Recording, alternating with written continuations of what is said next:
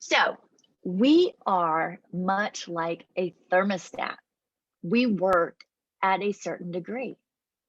And it's based on our total belief system. So what is a total belief system? Well, it's the totality of everything you believe in. It's your habits, your experience, your values, and your assumptions. How do you get that? Well, you get it from your parents. You get it from your institutions, churches, your school. You get it from your grandparents, from people who are the authority in your life, right? So that's where we start getting our set point, where we set our degree. And it's a psychological thermostat. And we have to maintain that comfort set point. And I'm going to give you an example by, like, let's think about what a temperature or what a thermostat does. Say this morning was kind of cool and you opened up all the windows in your house. And so what happens is, say the heater was on, the set point was 70. The wind came in the windows and the temperature dropped in the house to 65, right? So what happens? The thermostat kicks on, the heater kicks on, and then that thermostat gauge tries to go back to the set point, which is 70. So you are exactly like that, right? So when you are challenged and your belief system, that total belief system is challenged, you try to go back to that set point. It is your comfort zone. But here's the thing, that comfort zone can either be holding you back or allowing you to grow and expand with opportunity.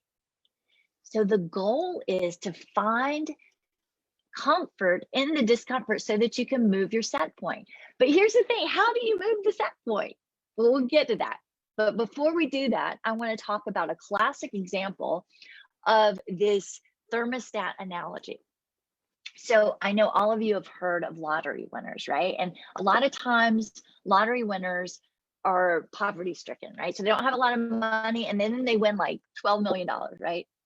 So within 2 years, usually they go back to being poverty stricken. Now, why is that?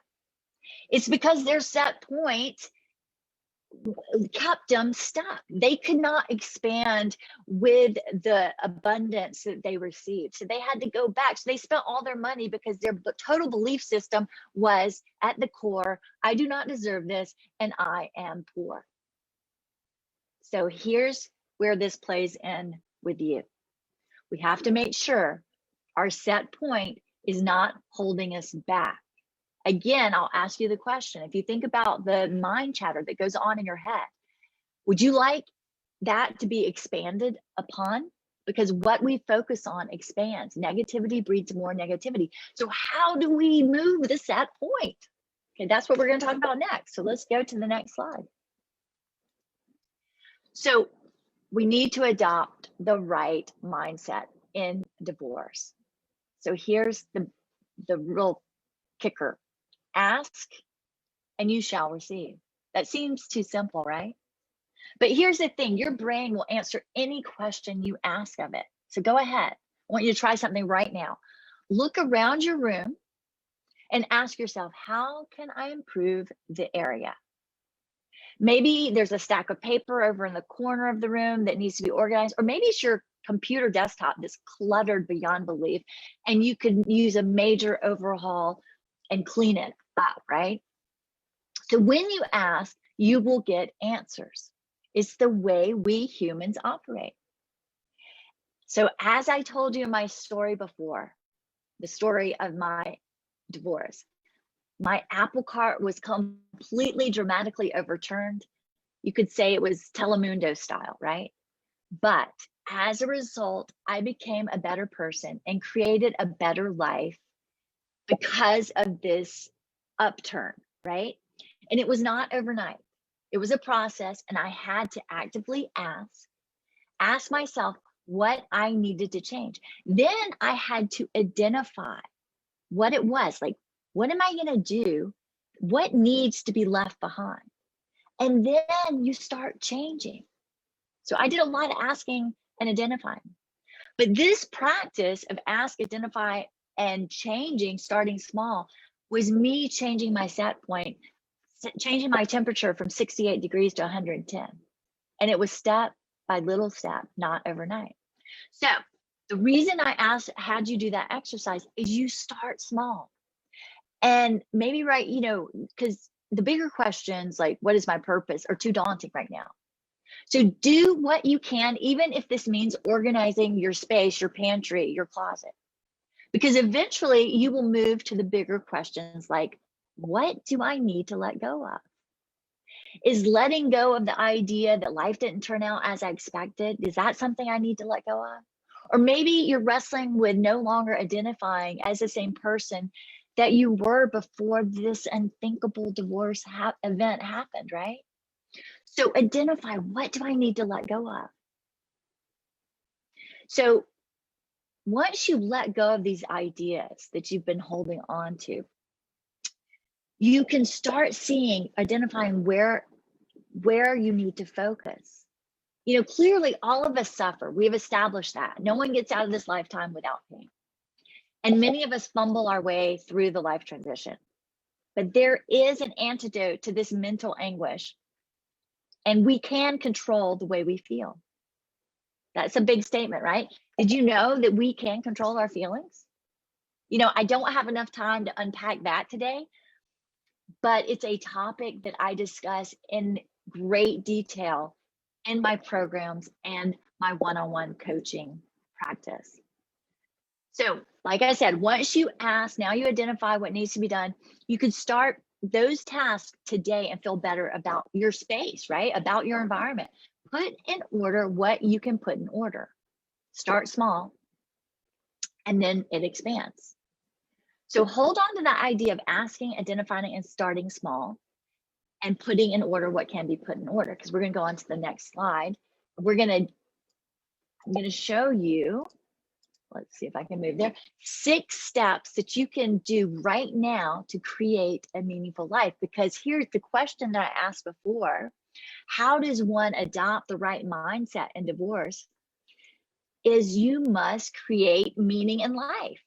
So I'm going to give you 6 steps right now that you can implement today that will help you create meaning, and as a result will help you shift your mindset to the right mindset during divorce. So the first thing is you must define your core values, because we don't get what we don't aim for. And if you don't have a destination, you're not going to get there. So these core values serve as a roadmap, and they help you with major life decisions, from career paths to your future partner. So if you need help with this, just email me or tell me in the chat box, I want the PDF on core values, because I do have one that I'd be happy to share with you. The second thing is you must identify what you intend to create. Just like that last practice I said, ask, identify, and then start small. You identify what you intend to create by thinking from the end. So go out a year and think, what do I want my life to look like in a year? And then you work your way back. Okay, so that's one, you have to start articulating what you want, because you don't get what you don't aim for. And the third thing you want to do is serve others. You know, volunteering makes a huge difference. When we give, we receive more, right? I like to say with a grateful heart, there's no room for an anxious mind. Think about it. If you go serve at a soup kitchen, you see people that aren't doing so well, and you think to yourself, oh my gosh, I have so much to be grateful for. So serve others, and it will take the focus off of you and help others, and you will receive more as a result. The fourth thing is, as you go through these steps of identifying and, you know, asking, identifying, and starting small, you're building confidence step by step. The simple practice of setting a goal and following through is helping you identify what needs to change in your life. And this practice will spill over to the bigger issues. You know, again, I said start small because it's digestible. So as you do that, again, the practice will spill over to the bigger issues that need to be addressed. So start small, clean your room, make your bed, organize your pantry, and then it'll expand. fifth thing is create purpose. And I know that sounds daunting, right? But here's a great way to start with that. Ask your best friends, why are you friends with me? What would they say?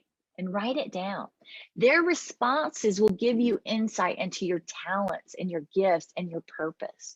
Now, this is also something I do with my clients. So again, if you're having trouble with that, I can help you understand purpose.